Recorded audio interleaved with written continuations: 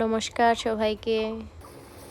এখানে আমাদের মিনি ব্লগটা এখান থেকে স্টার্ট করলাম। তো আমাদের প্রথমেই আমাদের চা হয়ে যাচ্ছে ব্রেকফাস্টের জন্য। আমরা বাঙালি, আমাদের তো চা না হলে চলে না, তাই আমাদের চা হয়ে যাচ্ছে। তার সাথে চিড়েভাজি ছিল, বিস্কিট ছিল। তারপর চাটা খেয়ে এখানে আমি একটা ভিডিও করেছি, ছোট্ট ভিডিও। আজকের ওয়েদারটা খুব সুন্দর ছিল আর রৌদ্র ছিল অনেক, গাছে কাঁঠাল দেখা যাচ্ছে। আর এখানে দেখেন ফুলগুলো খুব সুন্দর গন্ধ হয়ে থাকে। এই ফুলটার নামটা ঠিক বলতে পারবো না। তারপর আমাদের এখানে মাছ নেওয়া হয়ে গিয়েছে। আজ দুপুরের লাঞ্চে আমাদের মাছ থাকবে, মাছের তরকারি থাকবে। এখানে মাছটা ভালো করে কেটে নিলেন।